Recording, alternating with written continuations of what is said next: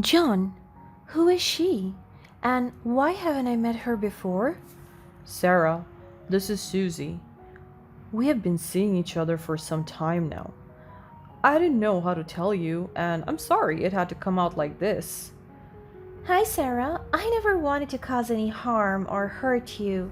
John and I have developed feelings for each other, and we felt it was time to be honest with you. So, this is the reason for all the distant behavior? I can't believe this is happening. John, how could you do this to me? And right before the family trip?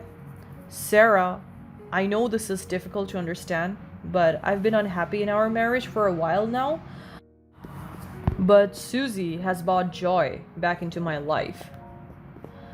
I can't believe I trusted you, John. I thought we had something real, something worth fighting for. You've always been focused on your career and traveling, and I felt I needed someone who could be there for me full time. So instead of talking to me about our issues, you decided to orchestrate a secret affair and manipulate me? Is this what you call family? Sarah, you have to accept I deserve to be happy, and Susie makes me happy.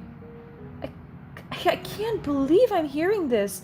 Why did you even make me plan this whole family trip? What am I even here for? Sarah, I understand your anger and hurt. The trip was supposed to be for me and Susie. I just wanted you here so we can break the news to you. Thank you for planning the trip for us. What? The audacity you two have is disgusting. My name was Sarah, and I lived in a small suburban town with my husband John and my mother in law. Both of us worked as full time translators, although I had more expertise in the field than he did, so he mostly worked from home. This arrangement had its pros and cons, but we made it work. One of the challenges we faced was my frequent overseas assignments. My boss often sent me abroad for various translation projects, and once I was assigned to a project, I usually didn't return home for several months. When John and I were dating, he never had a problem with extended absences. He understood the nature of my work and was always supportive. However, my mother in law, on the other hand, had a different perspective. Whenever I left for my projects, she would make snide comments about my absence. It seemed like she couldn't help but criticize my dedication to my career. She would insinuate that I should prioritize my family more and be present at home. These remarks added tension to our already complex dynamic. I was unhappy and uncomfortable with that, but I was too busy to address it properly. Despite the underlying tension, our home was cozy and filled with love.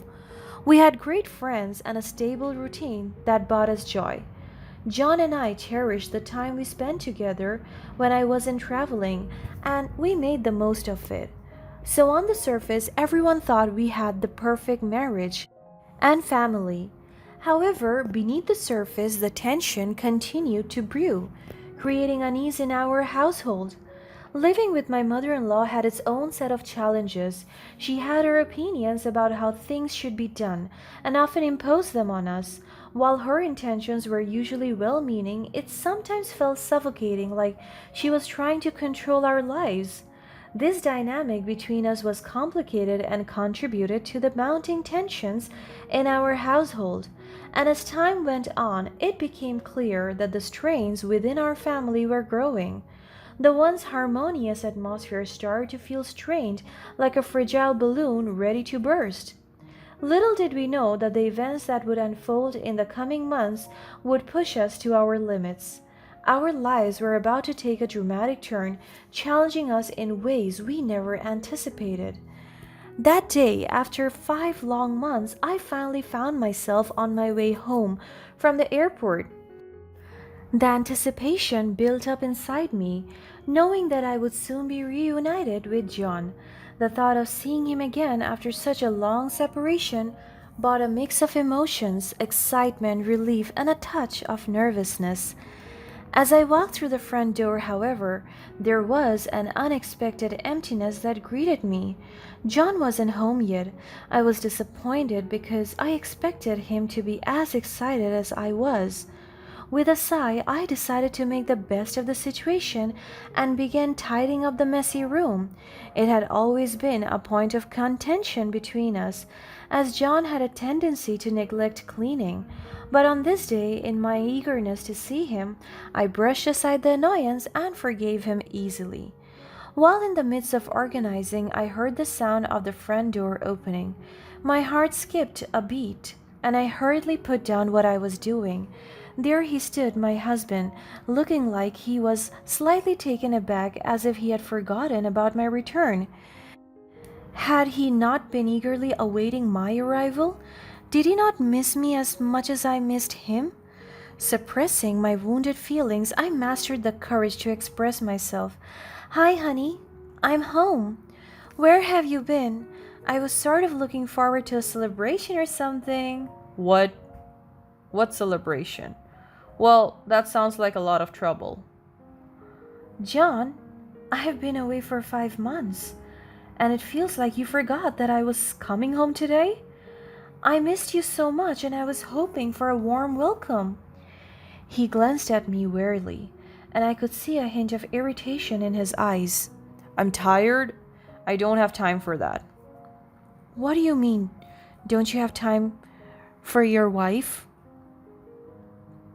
Please, I said I was tired. Anyway, is dinner ready?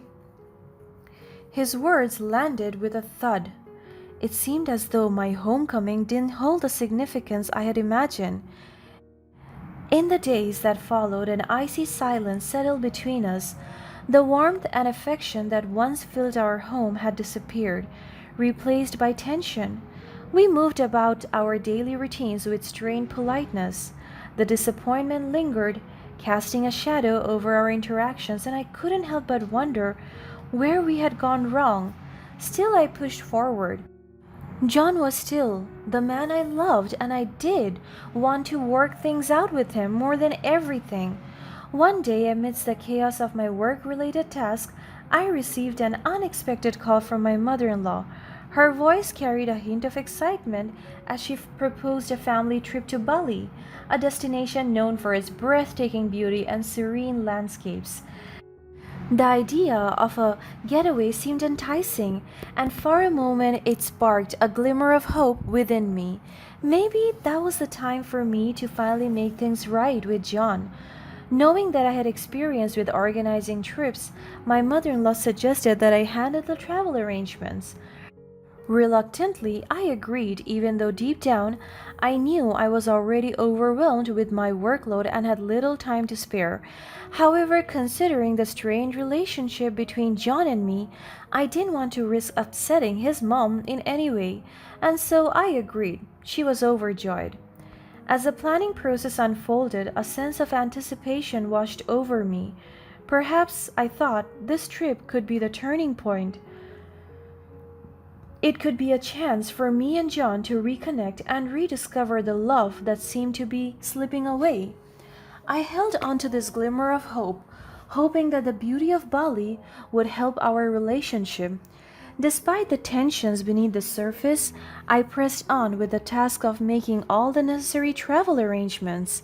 Flights were booked, accommodations were secured, and I crafted an itinerary that would offer enjoyment and relaxation for everyone. During this time, I noticed something peculiar. My mother in law began acting unusually nice towards me. She would never criticize me like she usually did, and she would offer to help around in the house whenever she could. It sounded really nice, but for some reason, I didn't feel good about it. It felt off, like a facade that masked other motivations. I couldn't shake the feeling that her sudden change was not genuine. However, instead of dwelling on my suspicions, I focused on the task at hand, which was ensuring that every aspect of the trip was meticulously planned.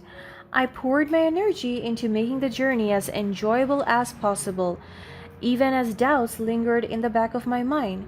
The day of the long awaited trip finally arrived, and we all gathered at my in law's house, filled with a mixture of excitement and anticipation.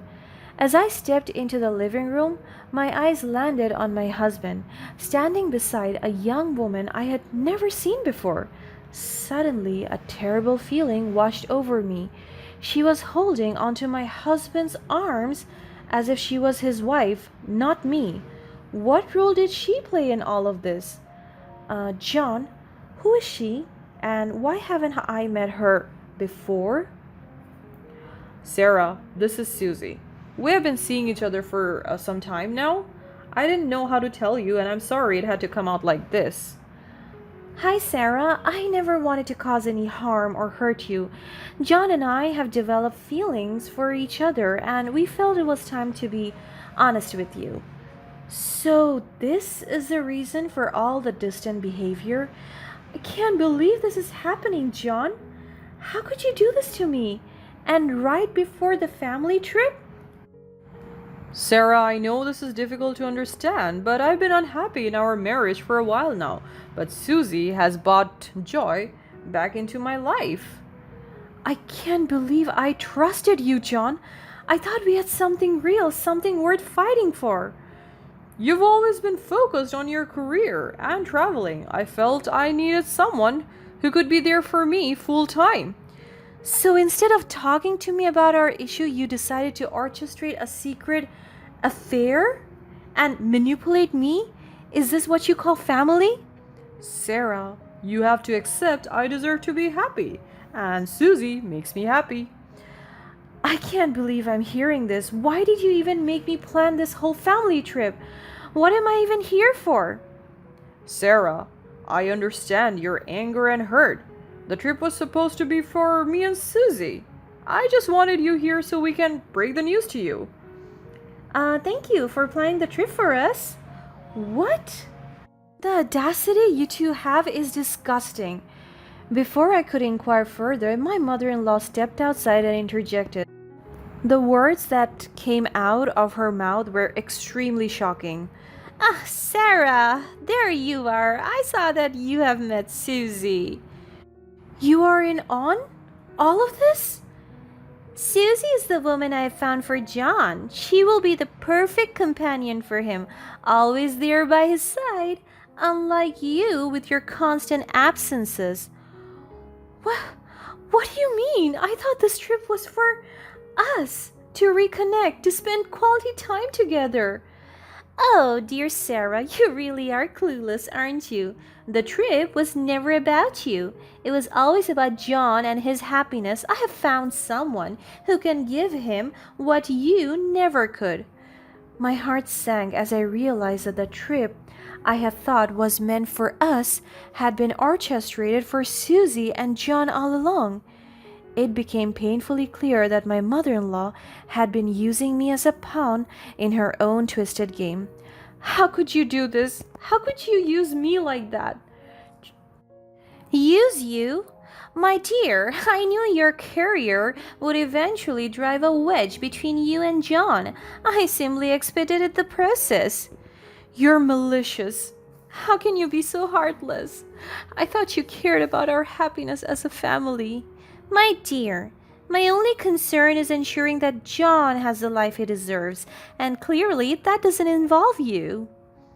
You may think you're winning, but I won't let you destroy my life and what I've built for myself. And this trip, I have planned it, so I'm going without any of you messed up people. Oh, and how are you going to do that? Where's your passport, my dear?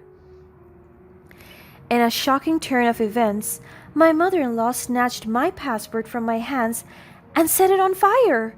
The flames licked at the pages as quickly as it had started. As the passport quickly turned to ashes, I stood there in disbelief. To make matters worse, my husband wore a smug grin on his face. You know, John, it's funny how things turn out. All this time I had no idea that you secretly hate me. Well, it's hard not to feel overshadowed when your accomplishments constantly outshine mine. I guess I've always resented being overshadowed.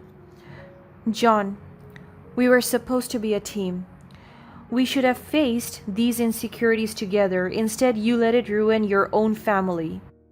Well, John deserves someone who can be there for him fully, unlike you, Sarah, who's always gallivanting around the world, leaving him behind.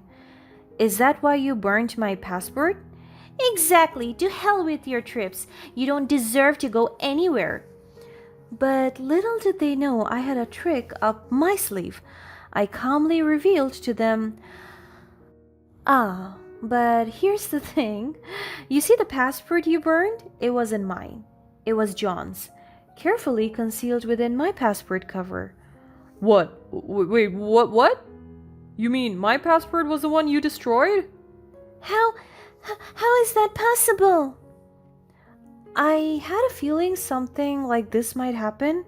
I wanted to protect what was mine while exposing your cruel intentions.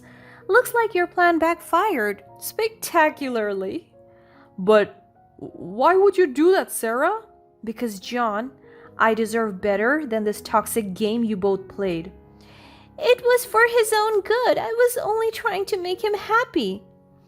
Cry all you want now. It's too late. The realization dawned on them, and panic washed over their faces.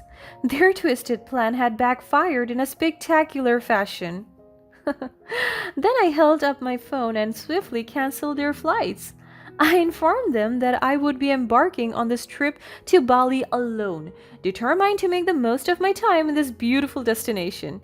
Susie, enraged by the turn of events and denied the opportunity to travel, stormed out in a fit of anger. The absurdity of the situation was both hilarious and embarrassing. Leaving them to grapple with the consequences of their actions, I walked away. Bali was still waiting for me, and I was ready to embark on an adventure of self-discovery, leaving behind toxic relationships.